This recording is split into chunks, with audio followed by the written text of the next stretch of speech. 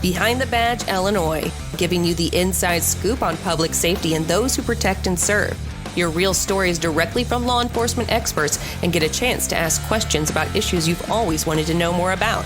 You have the right to remain informed. This is Behind the Badge Illinois.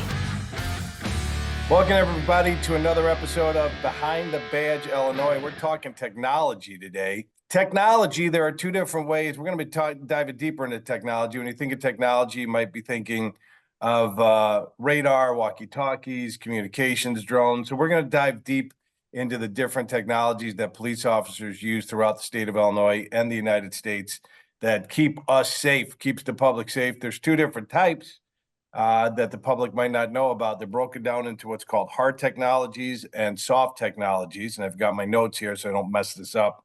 So excuse my eyes from wandering. Hard technologies are tangible resources to permit crime and are distinguished by innovations in material, devices, and equipment such as less than lethal weaponry, mobile computers, drones, surveillance cameras, and the all-important body armor equipment to keep our police officers safe. And then there's soft technologies, which strategically use information to prevent crime and are distinguished by new computer programs, analysis techniques, and methods of data sharing or system integration, such as predictive software, mapping, and facial recognition software. And we'll also talk about another one. I learned during my police academy, Citizens Police Academy, that there's something called a police, a license plate reader now as well, which I found fascinating as a resident of my town. That at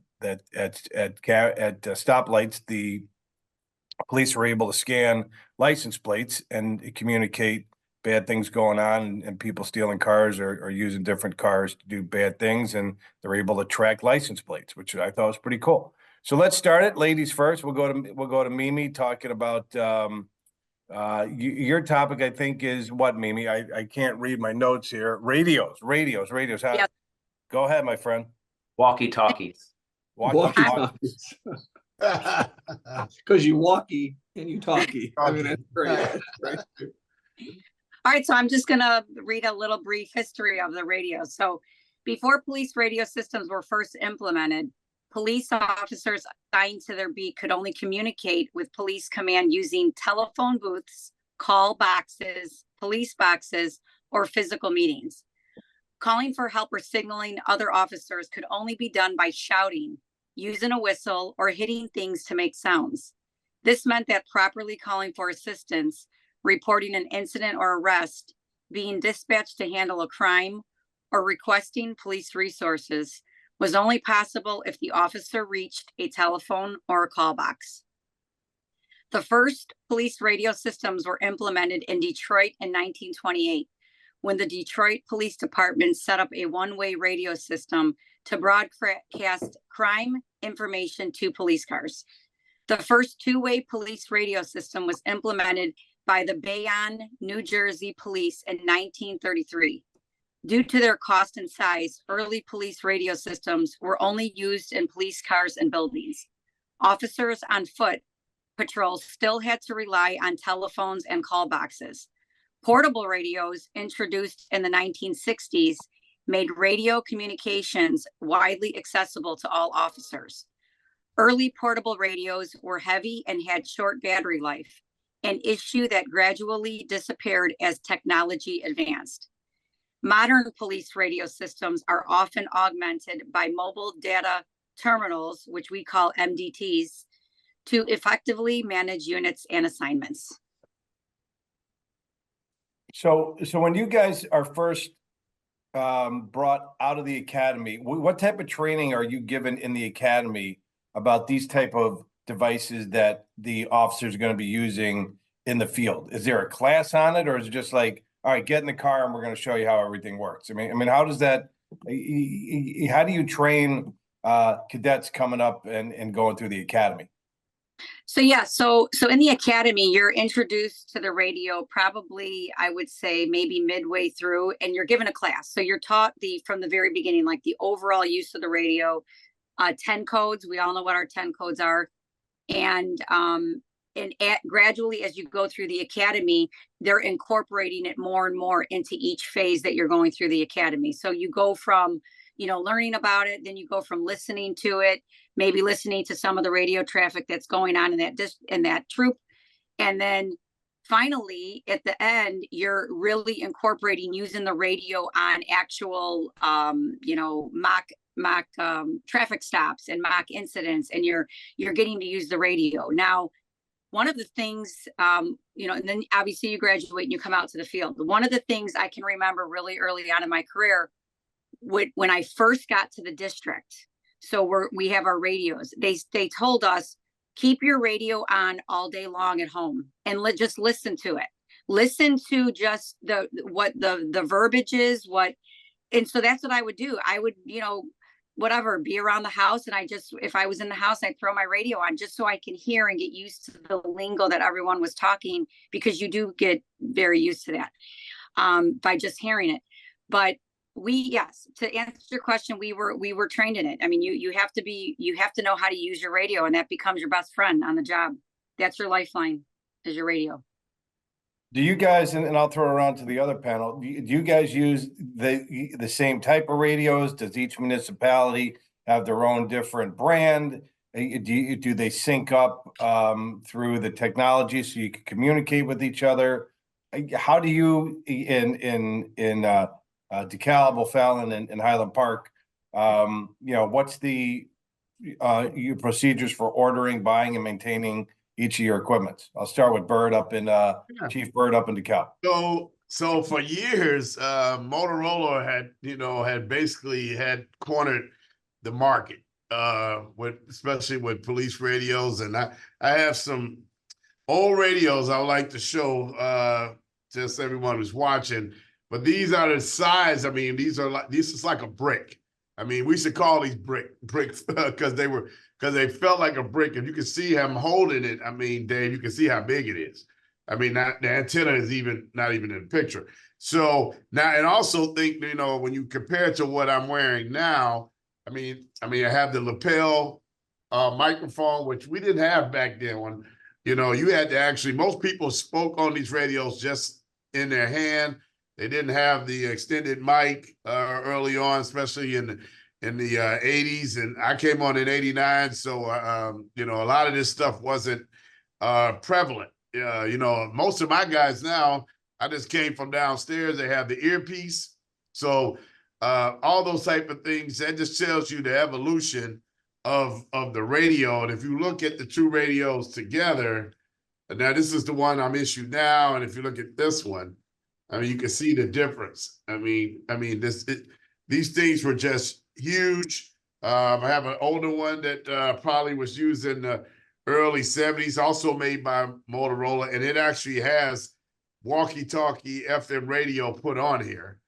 And it's amazing how, and this came with a repeater system, not to get too technical, but with ISP, we had a repeater system where we could actually hear. We had to turn, like you make a traffic stop, you had to turn the nozzle on the interior radio so you could hear the actual radio traffic outside the car, and it came out of a speaker outside of the vehicle. So you depended on that. You could hear everybody talking from a speaker that was being with pushing all the radio traffic outside of the vehicle. So those were some of the early uses of the police radios. It's amazing how far we have evolved. Like I said, with the size of these radios that we're using now, I think they have emergency buttons on these radios. These older radios did not have emergency buttons.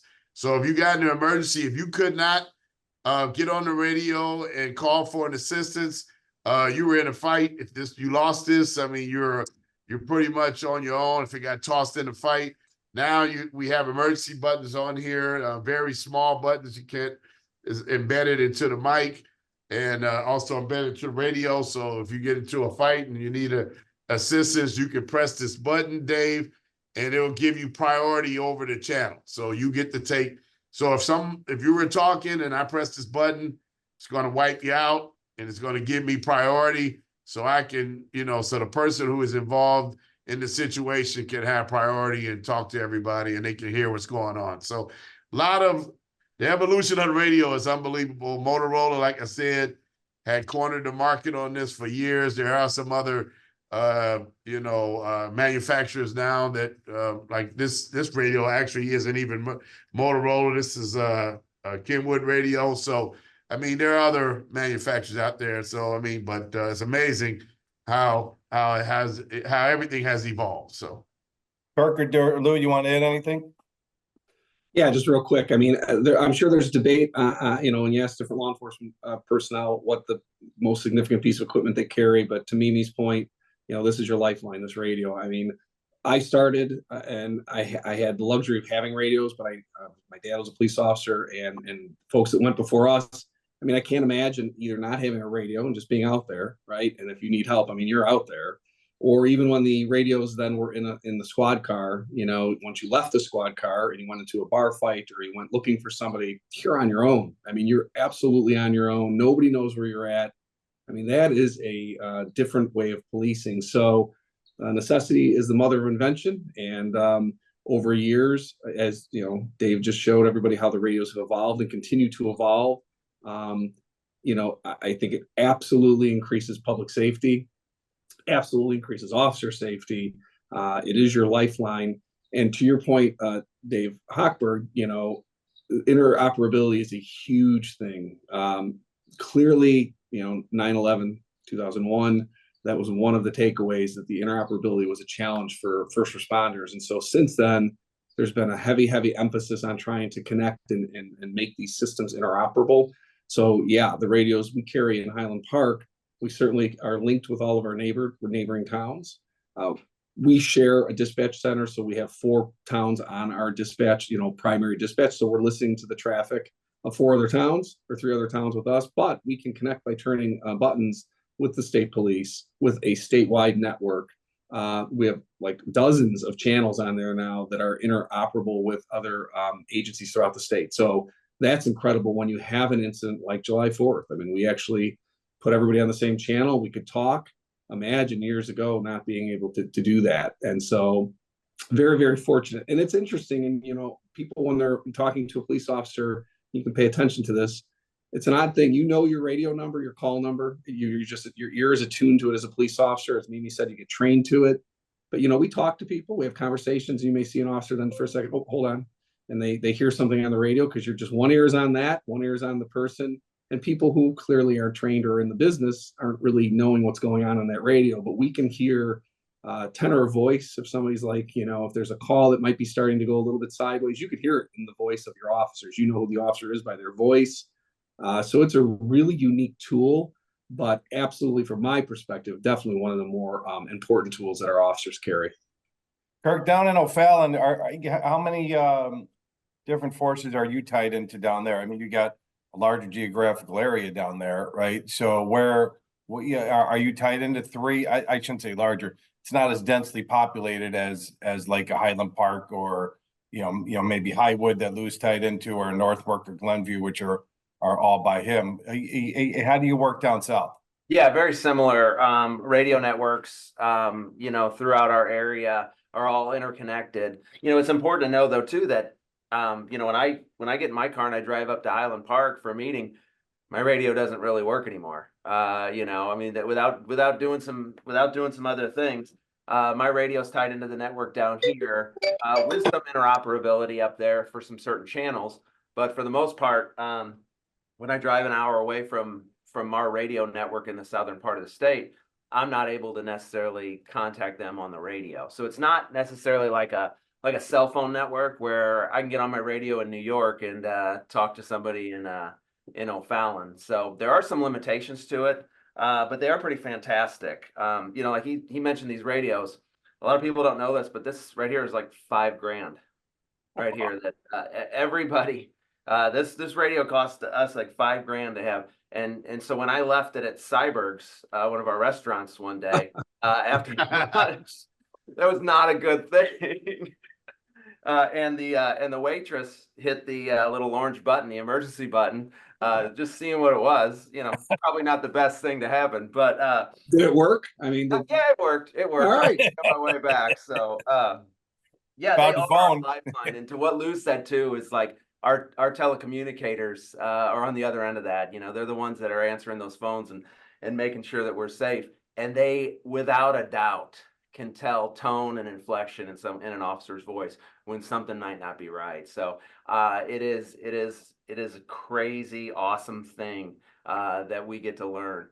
You mentioned too about 10 codes. Do we learn all the 10 codes? That was real big when I started. You had a list of all the 10 codes, and most everybody used somewhat similar 10 codes around the country with a few changes. But like what Lou said with 9/11 and interoperability, they've really kind of, we still use some 10 codes, but they really don't want you to use 10 codes on the air. They would rather you use plain English, because if something's happening and Highland Park has a different 10 code than we have, and we're talking, it may mean something totally different. Where at 1032 for us might mean a person with a gun. It might mean a meal break for somebody else. Maybe not that, but so every code is a meal break for us. That's so we try to always use plain. We want our officers to use plain English when they're talking things, and you want to keep it short and sweet.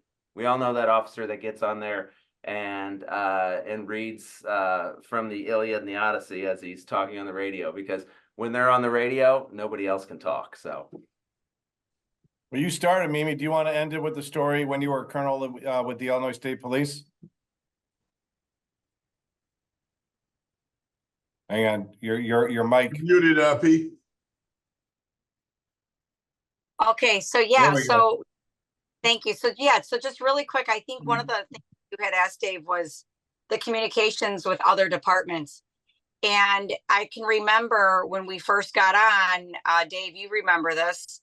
We used to, the thing when we came to Chicago was we had to get a Chicago radio. We had to get a radio that had all the channels that Chicago PD had so that we can communicate with them. So that's what we did. We all went out and bought our own little radio and then had it programmed so that we can communicate with Chicago PD. Now what they've done is they've incorporated some of those bands into the radios that we currently have. So I think the communication with other police departments have gotten really a lot better than when we first came on. Obviously, there's still ISPERN. That's the emergency broadcast that anyone in that, I'm not sure what the mile radius is, but it goes pretty far. You can hear ISPERNs from county to county. And we're able to communicate via one channel. And, I do know most police departments have that, if not all, where they're able to communicate with, to put out a broadcast so that everybody can hear. So I do think we've made great strides in communicating with each other. Because I'll tell you what, when we have an incident and there's we have several people on here that have gone through big incidents, communication is everything.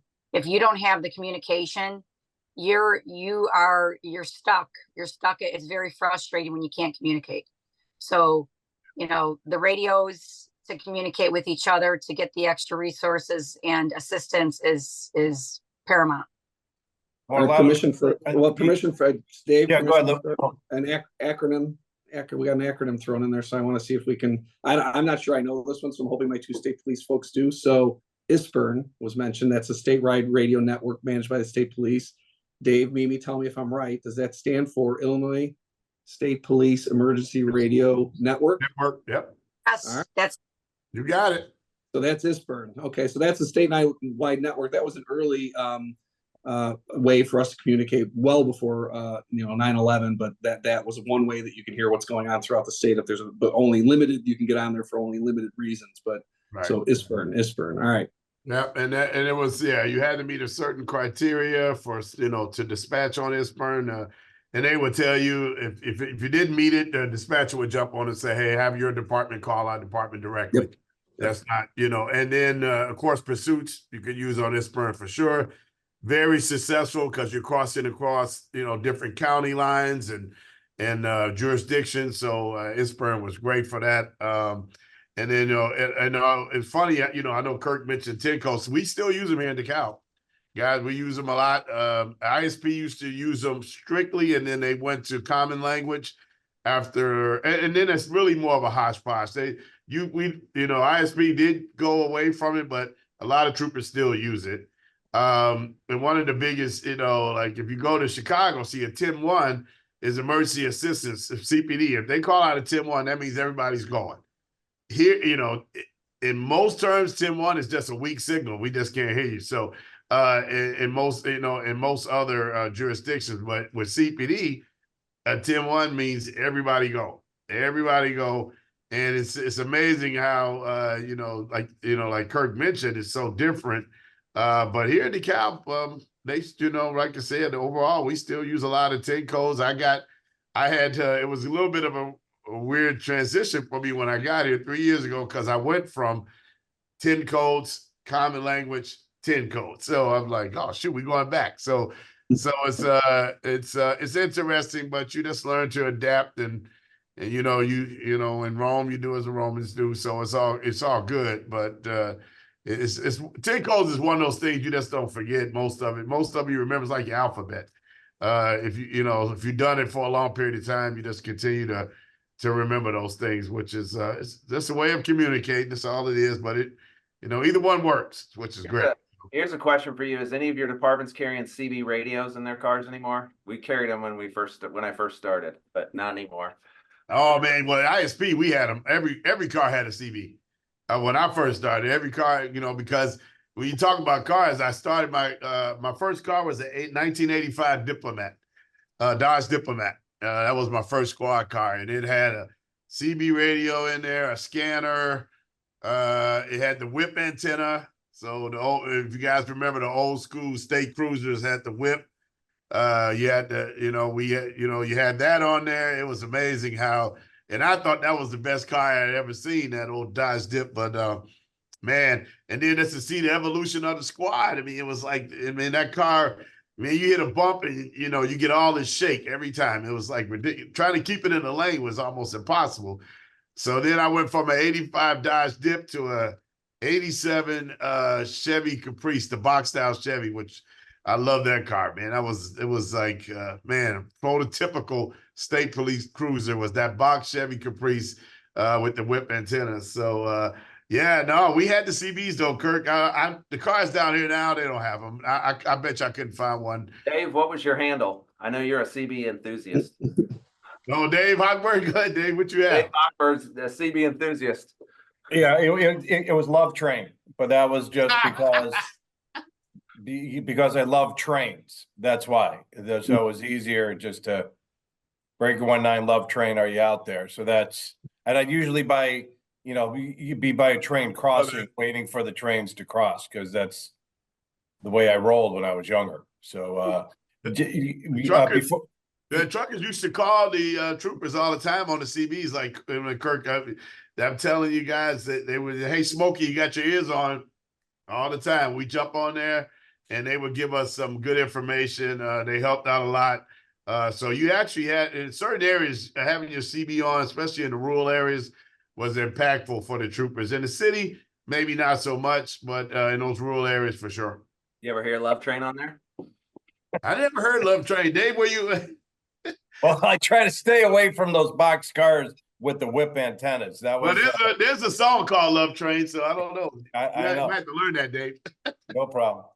Well, when I go back to driving 18-wheelers over the road, I'll let you guys know, so you could, we can stay in touch. I just wanted to point out one thing for everybody listening. Why did that might not be aware of this, but back in the 80s, I know we covered this on a previous podcast. Back in the 80s is when ISP took over patrolling the Chicago roadways, the Edens, the Kennedy, the 290, I-55 into the city, and might be weird for some listeners listening now, but going back into the 80s when you guys took over, when ISP took over, it was a trade. That's why you needed to upgrade your equipment. I just thought I'd throw that out there. All right, let's throw it over to 1986. Yep. 1986. Yeah. So let's throw it over to Lou. Let's talk about radar. Every person that drives fast, perfect piece of equipment that the police have. So the evolution of radar. It is an important piece of equipment. There's no doubt about it. And yeah, no, I'm sure there are many listeners out there that have been acquainted with it on one end or the other. But a little history of the radar gun and how it came into being. Always find this stuff interesting.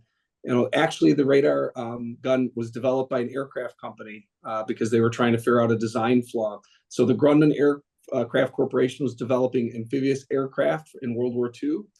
Those aircraft would end up landing on water and landing. When they landed on a runway, they had some damage happening to the landing gear because they couldn't really measure where the landing gear were. So they wanted to come up with a way to have something to measure, some system to measure the land coming up. So a man named John Barker Sr. and Ben Midlock were two men who developed for the military. They started with a Doppler radar unit from coffee cans, soldered shut to make a microwave resonators inside, I guess, at the end of the runway, pointed upwards. So it sent out beams, and it worked. So after the war, you know, they kind of played with it a little more. And the first radar was used by police in 1947. You know, the first one used by Connecticut State Police for traffic surveys, just to kind of see what speeds were going on. And then the New York State Police started using them in 48. And in 1949, it's when it all started for all of us. They started issuing tickets based on the radar. It became technology that was supported and proven technology, and we use it. And the units have changed over the years, size-wise and otherwise, but the technology is still the same. It shoots out a beam, and the beam bounces back off the car that's moving, and it's able to calibrate that speed of the car and show that to the officer instead of just an officer looking with visual. You know, you can. I'll tell you, you can confirm. You do this job long enough, you can look at a car. Basically, you run radar long enough, and I'm sure my state trooper friends will acknowledge this as well. And you could go, yeah, that car's doing 36. You know, you can tell for sure because you've done that radar unit so long. But you know, we use the radar clearly to enforce speed. We enforce speed because we want to keep people safe. So it is an interesting piece of equipment. Again, it's evolved over the years, size-wise, not really the technology. However, there's another piece, and we can kind of talk about this after the other folks go around, but it's called a LiDAR. And that is the newer evolution technology that shoots a laser beam. And, you know, the state police may use it a little bit more. It's got more distance, and it's a little more precise because it aims this laser beam and then bounces back. In a urban setting, it could be useful because you can pinpoint a car.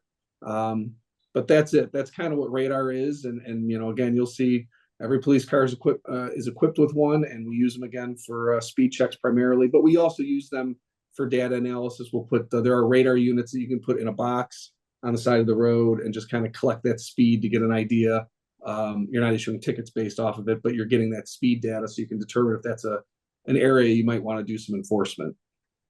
Hey, Kirk, if our listeners are thinking about driving through O'Fallon, where should they be cautious of, specifically for speed traps? In where? Pierce Road. Yeah, if you want to know. I mean, that's, you So know, wait, David called it a speed trap. I mean, that insinuates something kind of David, is there some insinuation you're making? A trap? Are we setting traps? Is that what we do as law I'm just enforcement? trying to be helpful for our listeners. I'm just trying to keep $125 in their pocket instead of the town. 164.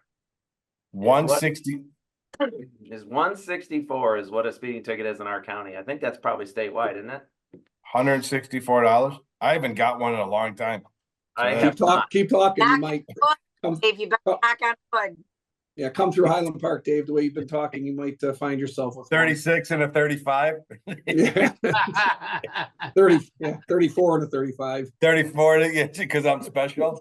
Too slow. We've been out for Love Train. Well, here, I'll throw it out there. What's the fastest that each of you have tracked with the speed gun?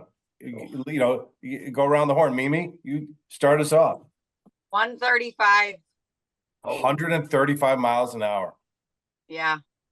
Wow. On I-57 on midnights. Oh yeah, midnights were crazy. You couldn't keep up with the traffic on midnights on the Ryan and 57. So what did you do? I mean, you gunned the person at 135. Did you just let him go, or did you call ahead to get? Tried to catch up with them, and one of them actually I caught up, and then it turns into ag speeding and, you know, misdemeanor. So yeah, Wow. midnights, it was very, very, very common to go very, very fast. The Autobahn. How about you, Kirk? What was your fastest you take? Not anywhere close to that. We have an interstate goes through town, but our general rule is that we don't go out and patrol the interstate. We keep our officers in town. So, you know, probably in the 90s, if I can remember back when it was, maybe on a, you know, on a normal road, but nothing too crazy. Dave, you actually have a gun, right? You prepared for show and tell today. Oh yeah. This is an old Falcon Radar 3 radar. We used these back in the day. These are, of course, a little older than what we use now. Of course, with the moving radars that we have now for front front radar and back. A lot of our traffic team here in DeKalb uses the moving radars. Of course, ISP has been using those for years.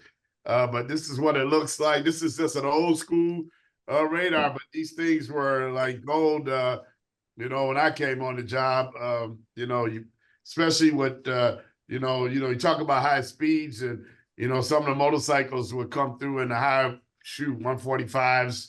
Hauling, and you would and you talking about trying to catch a motorcycle at that speed, and in the city it worked. The only thing that worked out for you is that they ran into some traffic jams. So you got pockets of traffic, but on a straight line interstate, you ain't gonna catch them.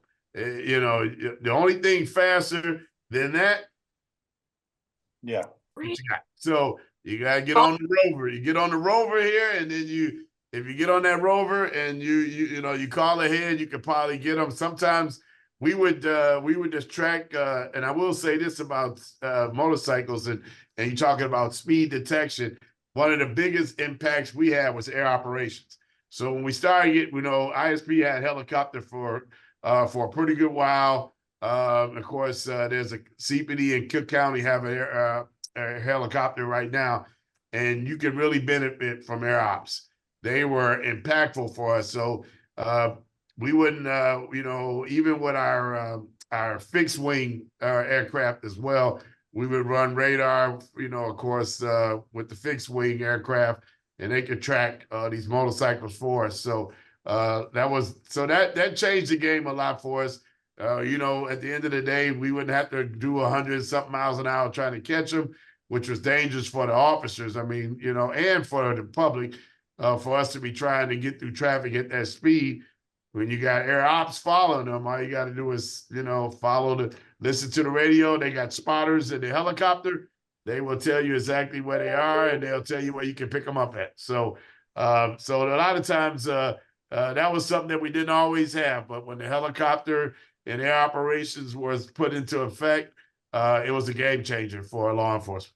Would they shoot a beam down on them to track how fast they were going, or did they time them from distance to distance? I can tell you that experience. Who got caught by one? Yeah, I got caught. I can tell you right now. I don't even have to be in the plane. No, they have a painted stripe on the ground, a stripe on the expressway, and then a certain distance later, another stripe, and they've determined the distance, and they're able to calculate your speed by the time you start crossing that first stripe to the second stripe, and then they're able to call down to their ground units, which I learned that they then pull you over for speeding. Yep. And they're pretty precise on the speed. They either use a stopwatch or however they compute it, but they can calculate your speed based on the distance and how fast you cross that distance. And I can tell you the court supported it because I went to court and paid my fine. Yeah, the odds of you beating an air ticket like that, you might as well forget about it. Yeah, I didn't even try.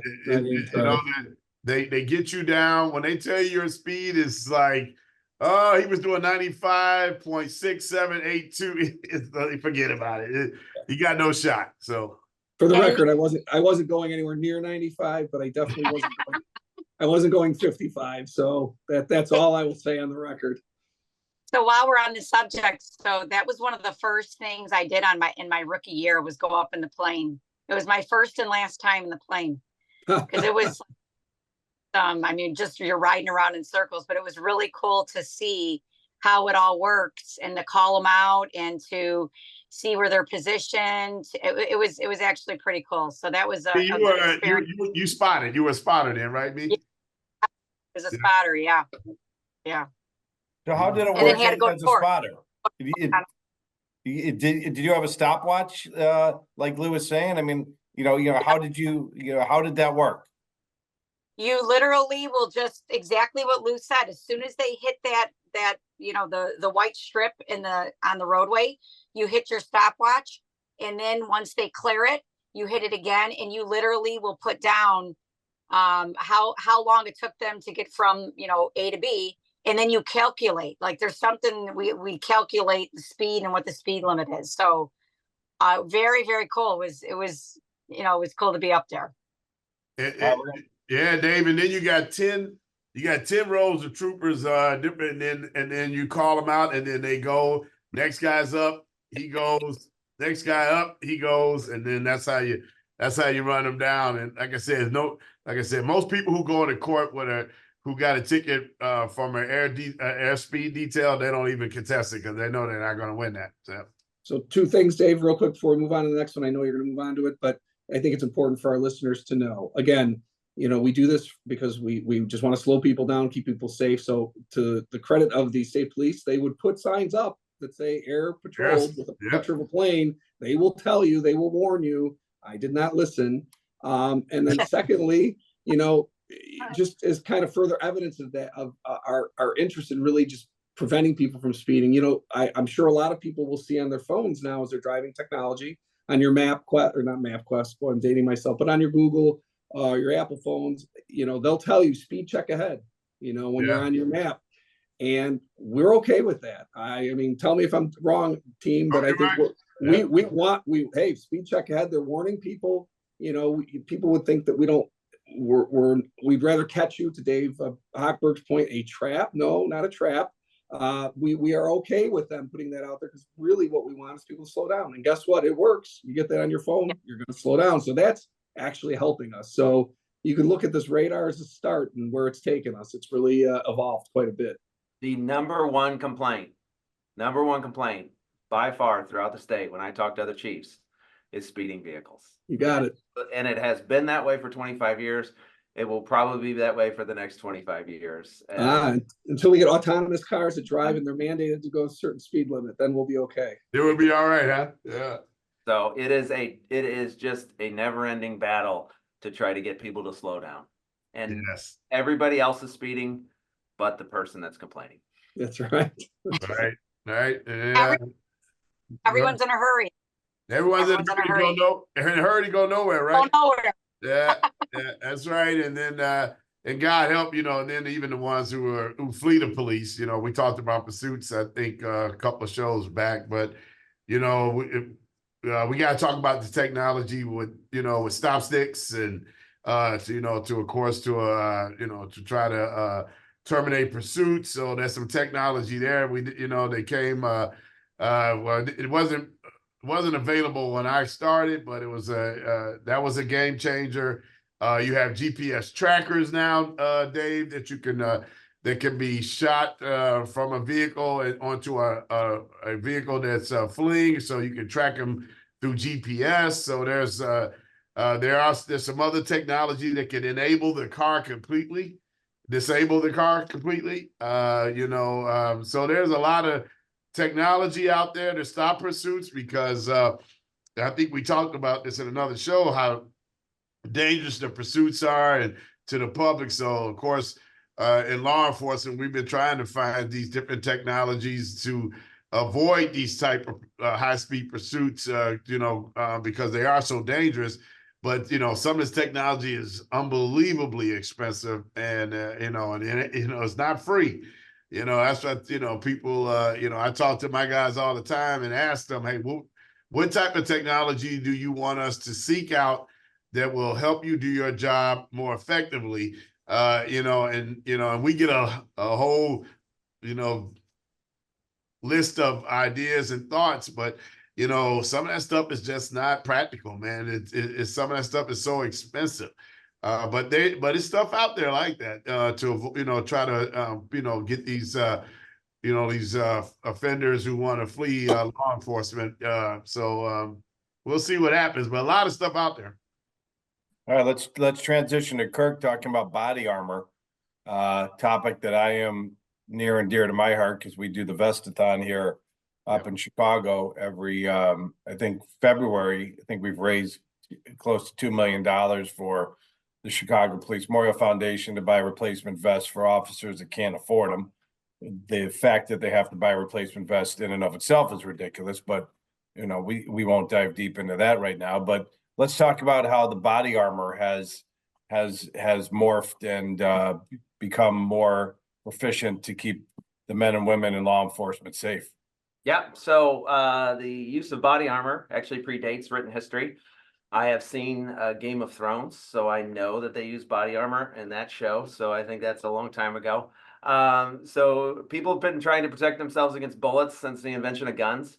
The first recorded attempt at producing a specific bulletproof vest is back in 1538 in Italy. But if we're kind of talking about modern ballistic body armor, you're talking about Kevlar. I think that's what everybody knows to be body armor. It was first discovered by a research scientist named Stephanie Lewis Kwolek in 1971. I don't know if she knew how many people that she would save when she invented this, but she was working with a liquid crystalline polymer solution that seemed to have some remarkably useful properties. It could be formed into a synthetic fiber, which could in turn be woven and then layered into an incredibly strong fabric. So the new fabric was found to have 5 times the tensile strength of steel. So it was kind of like Superman's hair. The new fabric was, so Kolick was working for DuPont at the time of her discovery, and she introduced the product to the world as Kevlar. So it immediately kind of caught the attention of the National Institute of Justice, who quickly determined that Kevlar body armor could be comfortably worn by American law enforcement officers on a daily basis, and it would save lives. And now I can remember seeing some older stuff when they were first introducing Kevlar body armor. There was a salesman that would actually shoot himself in the chest, hold the gun out and shoot him. Wouldn't have anybody else shoot him, but he would hold a revolver out and shoot himself in the chest with Kevlar. They say it's bulletproof, right? And it is. It will save your life. But from what I understand, I've never been shot. It's like, having Mike Tyson punch you in the chest.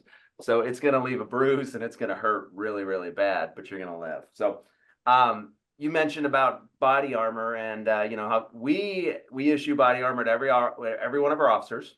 And I think the majority, a lot of the country does that. I know there are some departments that may or may not. But body armor costs about the stuff we issue is a level 3. It's about $900 to $1,000. And for the most of the time, you've seen officers wear body armor under their uniforms. But now you're starting to see a lot more stuff like this, outer vest carriers, and that's what our officers carry. And some people think it looks a little tactical or something like that, but the reason we do that sort of stuff is to try to get some of the equipment off of our belt. It's to disperse all that equipment that we wear on our belt. So body armor weighs about 15 pounds or so. Well, actually probably a little less than that. But with all the other equipment that you're wearing around your belt, it's about 20 pounds or so, and that can cause a lot of problems with your hips. So we wear ours as external body armor, but then other departments might wear it under their shirt. But it is mandatory that our officers, every time they're in uniform, have to have body armor on. So, yeah, I offered to, in order to help raise funds, to get shot wearing a vest. Nexstar corporate wouldn't allow that, and there were too many people lining up to take that shot, so we couldn't but I offered, because I'm a man of the people. So I'll start with Lou. Your father was a police officer, right? So I would assume back then he didn't have a bulletproof vest. What was it like for the transition of the department as he came up when vests were introduced? Yeah, I mean, it's a good point. I think a vest wouldn't help my father, unfortunately, because he was ultimately, shot in the head, and then he wasn't on. He had to retire after that, so he wasn't on the department when they started becoming more prevalent. So he worked the street like many officers before him, and throughout our history with no vest whatsoever. Now it feels uncomfortable, believe it or not, to go out without one. Right. I'm telling you, it's just you're just so used to it now. Comfortable is a relevant term. So to Louise, our friend who created this, comfortable is a relative term, and they've gotten more comfortable for sure. But let's be honest, something that's going to stop a bullet and has the tensile strength of steel is not going to be very breathable. So they're hot. I mean, they're hot. So for our friends in law enforcement in the South and Southwest, I mean, they are hot. But the trade-off is one that you just don't want to make. You've got to wear it, and you just get used to wearing it. There have been crazy inventions. I never have had one, but I've seen officers try some unique things, like taking a hose from their air conditioner in a squad car and putting it in the vest to blow the cool air in. Paul Riggio, right, Mimi? Yeah. We So had it's Paul Riggio. vestulator, that's what we called it, the vestulator. He There tried you selling go. Yeah. So there's definitely always been attempts, but at the end of the day, it is what it is. It's designed to stop a projectile from penetrating your chest, and it's going to be hot. And I just find it, I always found it whenever we would chase somebody in a foot pursuit, not whenever, but oftentimes you chase somebody in foot pursuit and they'd laugh because either some of their friends got away or whatever. And we're like, listen, we're wearing a vest that, first of all, we're middle-aged people chasing 19-year-old kids. You're in gym shoes and shorts. We're wearing a vest with 20 pounds on it and the additional equipment. I mean, it isn't designed for success to be fleet of foot. It just isn't, But again, the trade-off of not wearing it, I wouldn't trade off. You've got to wear it, and you've just got to keep in mind that what it's there to do, and it has, to the point of Chief Bergelman, it has saved so many lives. I mean, so many lives have been saved. We just had one. I think it was it Ogle County that just had that shooting? Yep. And one of the officers was shot in the vest. Yeah. He's here today. So had this not been created, there are definitely people that would not be walking the earth right now. And for our law enforcement officers, it is an incredible piece of equipment. So again, back to the debate: is the radio more important? Is the body armor more important? Well, it depends on the incident. Depends on the day. I mean, if you've got a mass shooting like we did, that radio really came in handy because we were able to coordinate. But if you're an officer who was just shot with the vest, I would say that's probably the most important piece of equipment you've ever owned. So it is relevant. But body armor has certainly evolved. They are talking about, and I was looking at it earlier. They're talking about it is still in the process of becoming thinner and better. So we're all hopeful. I don't know if any of us will see it in our career, but who knows? Maybe in the future it'll be a T-shirt that somebody can throw on. You do see these. I know John Wick has a jacket that protects him. I would say that's probably not real. I've not seen one. Dare to dream, though. Dare to dream. Hopefully that does happen sometime soon for the officers. Makes it more comfortable. Dave and Mimi, you want to share any stories of either that you had with your police, with your bulletproof vest, or a colleague that helped them?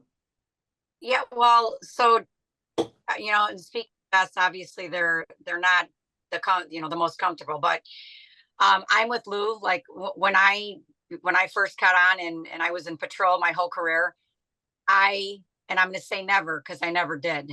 I never wore my uniform without my vest. I was the one that would wear my vest under my dress blouse. Like, I just always believe that at any point in time, you could be caught up somewhere, whether you're traveling to and from to Springfield or whatnot, you stop to assist somebody, that you should always I always wore my vest. It just, it didn't feel right if I didn't have it on.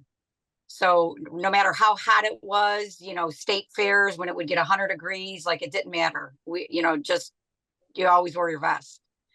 But I do recall one of our troopers early on in my career getting shot, a guy that I was in the academy with that got shot in the vest. And again, he's lucky to be here. He got shot twice. And he's lucky to be here, just like Lou said. Like, the vest has saved so many police officers' lives. So it's a great thing to have.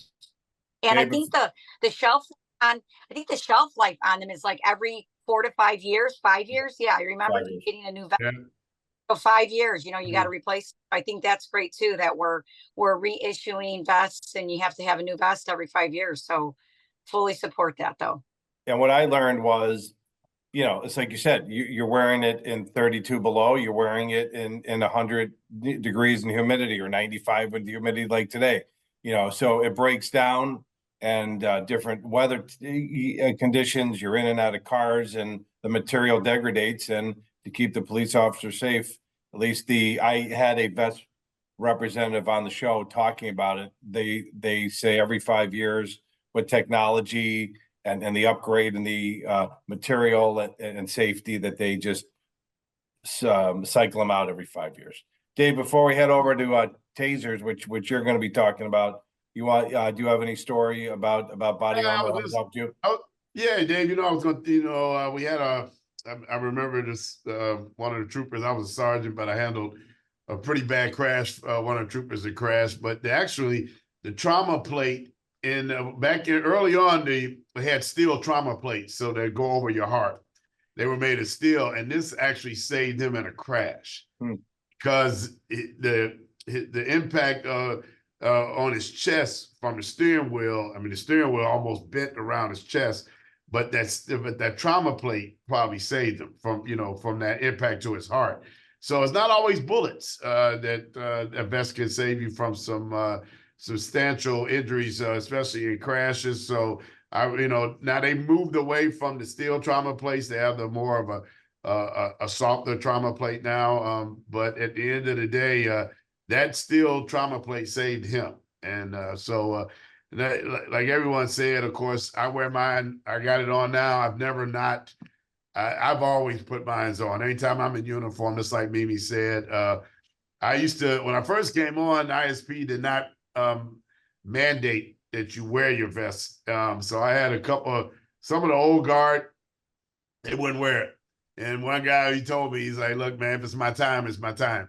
I ain't wearing no vest. And I was like, wow, okay. So, but as a young rookie, I mean, you know, I follow protocol. I felt like, you know, the academy said, wear your vest, I'm wearing my vest. And I also felt, you know, hey, well, you know, God might be also telling, if you wear your vest, I'm gonna save you that day. So it depends on how you look at it. Some officers, you know, who came on in the 70s and in the 60s, you know, or whenever, you know, when vests first started coming around, they chose not to wear them. And that was their own personal choice. But then, of course, at some point, you know, probably, well, of course, after I came on in the early 90s, they started mandating that you would wear it when you came to work. So that was a good thing. So. All right, well, take us now, transition us into tasers. That'll be the last topic of the show. I'll tell you what, real quick, Sure. Kirk, why don't you do that promotion of that event so we don't get Bailey. Yeah, perfect.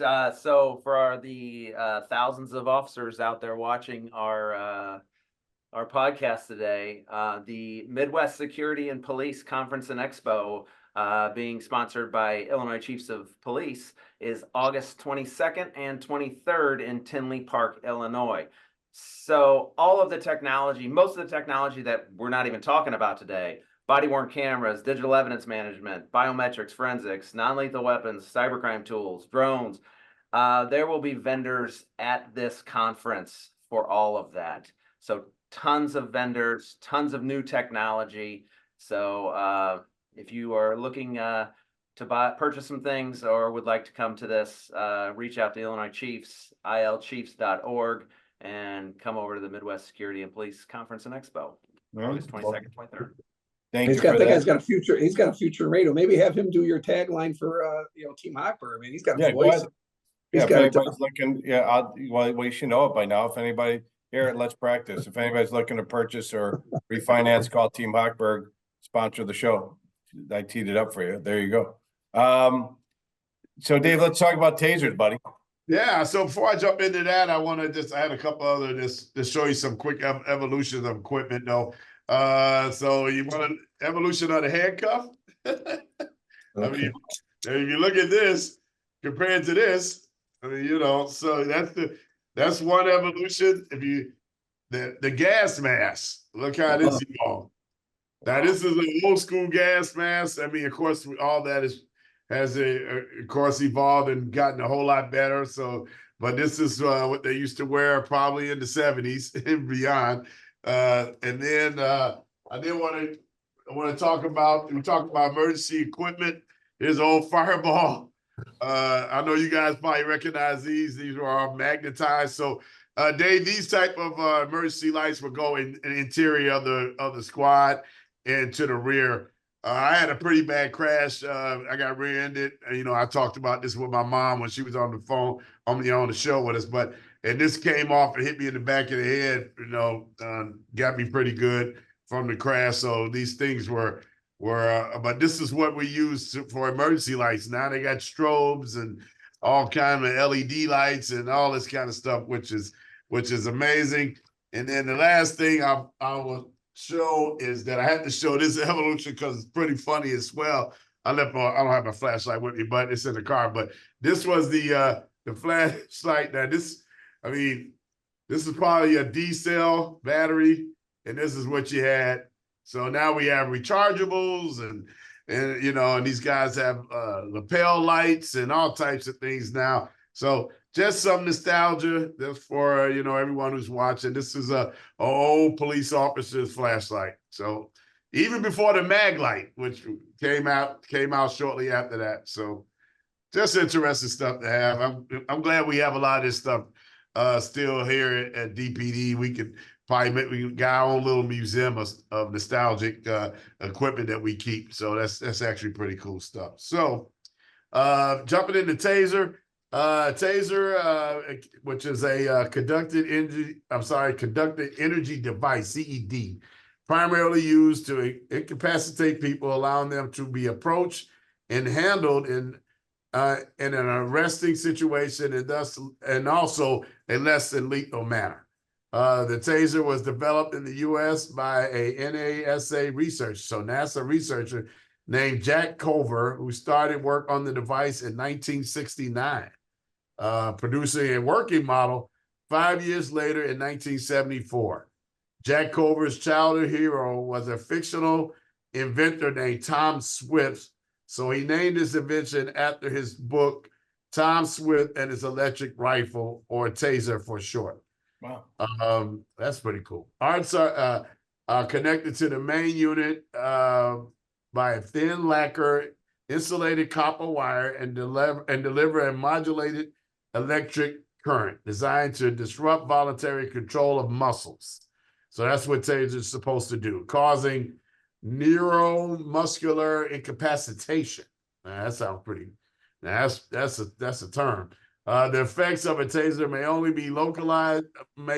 be localized pain or strong involuntary long muscle contractions based on the mode of use and connectivity of the darts. So the darts are projectiles that come out of the Taser, which in most cases will incapacitate a violent resistor or active resistor is what we call them. So doesn't work on everybody. That's one of the things that we have learned through our trials and errors with law enforcement that, you know, I've seen people get tased and they pull the darts out.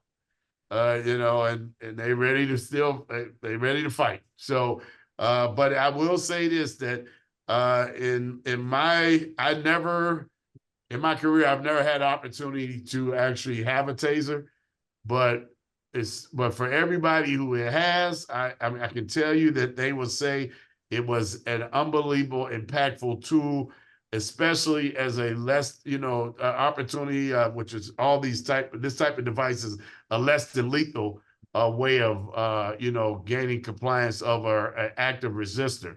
So, I mean, I think in my eyes, as far as technology, Taser is probably one of the biggest impactful or most impactful uses of technology that we've had in law enforcement in a pretty good while. It takes the place of, in my eyes, I mean, would you rather, you know, using a baton? We know what the use of a baton can look like, even when it's legally done. And when you look at Rodney King, of course, that was not a legal example of how to use a baton and take someone into custody. Believe me, that was definitely not the example you would want to use.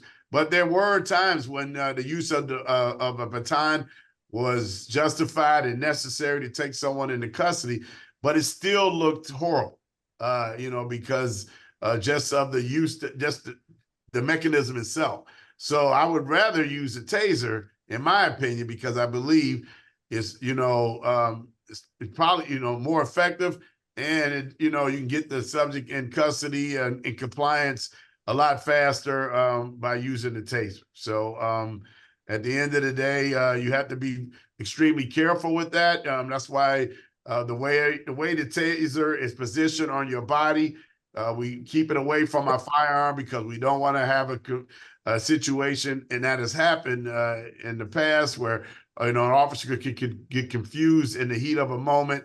Instead of taking his taser and drawing his taser, he would or he or she could accidentally draw his firearm. We changed the color on the taser so that as another reminder, this is the taser, it's not your firearm. And in the heat of the moment, I mean, your mind is working and a lot of things are coming at you, Dave, and you don't want to make mistakes. So, Taser's done a great job.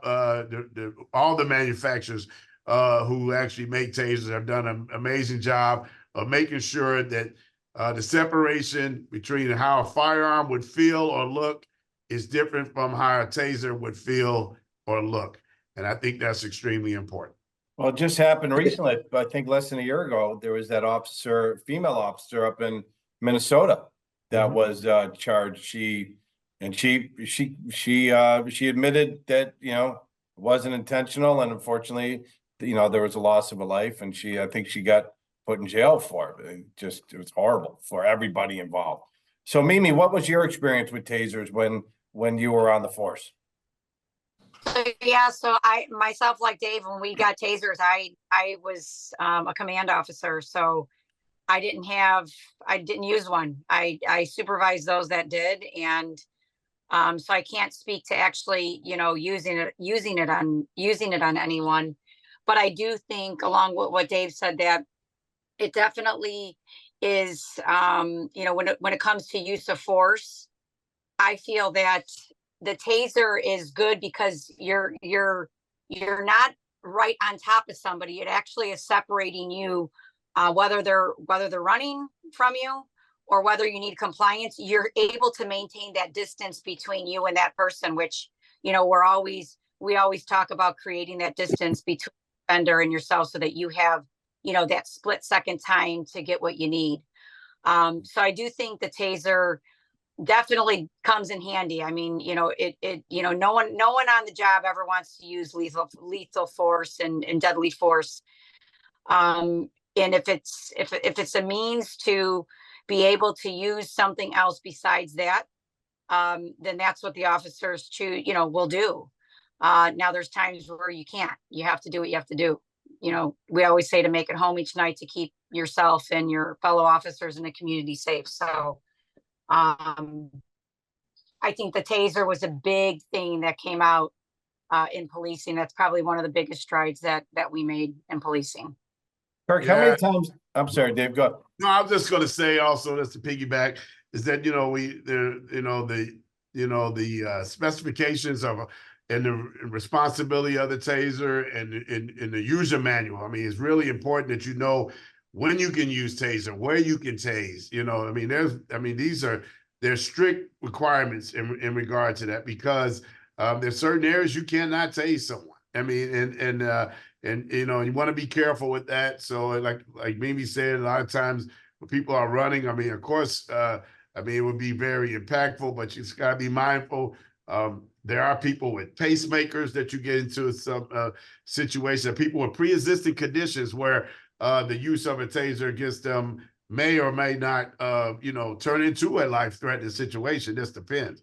So we have to be mindful of that. Every officer is taught and trained how to use the taser. And of course, just like all our training, recertifications are required on a yearly basis. And, and those are the type of things that you you know, that we have to continue to do is continue to train our officers correctly so we can use the tasers appropriately. So. Got it. Kirk, how many times have your officers discharged a taser within the past year? Do you keep track of that? Yes, we do. I don't know off the top of my head. I would say we probably discharge our tasers about half a dozen times a year. We pull them and point them probably 3 to 4 times as much. The tasers are very interesting because they have a little laser that goes on them. And as tasers have evolved, or as they've been more prevalent in law enforcement, people know what that little laser means, and it means a lot of pain, and it does hurt, but it's temporary pain. The interesting thing, you know, Hollywood gets so many things right, and the one thing that they don't really get right is the tasers and the stun guns. It's kind of important to know that when you watch a movie and somebody gets tasered or stun gunned, they immediately like pass out and they're out for, you know, 5 minutes, or they wet themselves or whatever. It doesn't really happen that way. The taser only works while it's being activated for about 5 seconds, unless you activate it again. And once that's over, you can kind of stand up. Probably one of the best examples of a taser use was just recently. I don't know if people have seen it, the Reds fan that ran onto the field a couple weeks ago and was tased by the officer. You know, whether or not you think that's right or wrong, it's a good example of what the taser can be used for in situations, in that it incapacitated him. He went down to the ground, and then the officer was able to then effectively make an arrest without fighting him, without getting hurt. So running around, looking like a knucklehead. Yep. Exactly. Puts them on the ground. The officer can come over. They can handcuff them, take control, and then that's over. There's no fighting or anything like that. So that's the big thing that we try to stress to our officers, is that's a method that we can use so that way the suspect doesn't get hurt and our officers don't get hurt. So I mean, it was pretty impressive. It was a pretty impressive backflip, then drop like an absolute sack of potatoes. So he did a good job of that backflip. It was really good. Lou, how many times a year do your officers have to pull out their tasers up in Highland Park and use it? Is it, you know, on a daily basis? Is it sporadic? You know, what are your totals? Yeah, definitely not on a daily basis. I'd say along the same line as Kirk's, but it definitely is a good deterrent. You know, you show that those laser beams, and you can even it's called arc testing. You can even let the sparks go a little bit to get somebody's attention, and let me tell you, it gets their attention. So it is a useful tool. I will say, and I know we're up against the clock, so I'll be quick. I will say, you know, much like the body armor was, you know, pivotal for law enforcement safety, the tasers are really pivotal for our community safety and for people who, you know, are fighting or going to be doing something worse. I mean, there are people alive today because the taser is here, and we didn't have to use lethal force or you know up the level of force. Couple of things, you know, tasers, you know, they are painful, but our officers go through training, and that includes being tased. So when our new officers here in Highland Park get hired, we make a journey into our training room. Everybody comes and watches because they remember how it felt. And they, you know, get tased in the back with the prongs and the taser too, so they can experience and know what it feels like. So we're not just using this and inflicting this on people without knowing what it feels like. We endure it and subject ourselves to it too. We feel that that's the right thing to do, and also to have an understanding of how it works. So it's always an interesting part of the training. I don't know too many professions that subject themselves to something like that as part of their training, but we do. And then we did have just not too long ago a really good success story. A gentleman kind of took over an intersection here at rush hour and was, you know, really wanting the police to shoot him. I mean, that's what he was saying. Shoot me, I've got a gun. Shoot me, kill me. And he kept putting his hand in his waistband, and he kept reaching for things. We couldn't see a gun. We had officers there with cover, and you know, ultimately somebody got into a decent position behind him and was able to tase him and take him down, and there was no gun. But, you know, it looked like he was trying to maybe affect a suicide by cop. And how horrible would that have been if he made some sort of sudden movement and our officer shot that person and he didn't have a firearm? Horrible for everybody. It happens across the country. So in that particular instance, he lives to fight another day. Our officers didn't have to endure that or, live through themselves a traumatic incident of shooting somebody who wasn't armed. He was obviously having, some sort of an issue in his life. But it worked. He's here today, no doubt about it, because of Taser. And so as much as the body armor is helping officers, I think Tasers are helping our community, and they're good tools. They hurt, but they affect an arrest, and they do it in a much less, clearly less lethal way than other options. Better to have a bruise than be dead. Yeah, for sure. And I'll just leave to it. Go ahead, Mimi. add to just one quick statement, just in hearing everyone talk, it's pretty amazing. Like police officers, why they're so brave and courageous.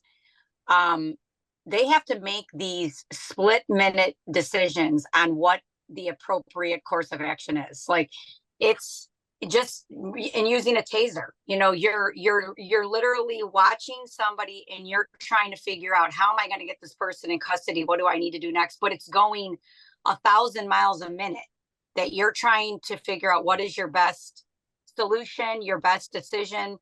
And there's no other profession like that. We can't have a sidebar and say, okay, this is what we have.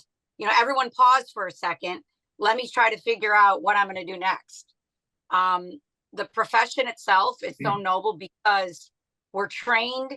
Our training kicks in. Everything is about training. Your training just kicks in. And that's why training with Tasers in any part of being a police officer is so important. But I just want to push that out there that, when it comes to Tasers and using it, these police officers are analyzing, by the millisecond on what they need to do to, keep everyone safe, to handle the situation and have a successful outcome. So I just have to say that. Yeah, I No, concur. great.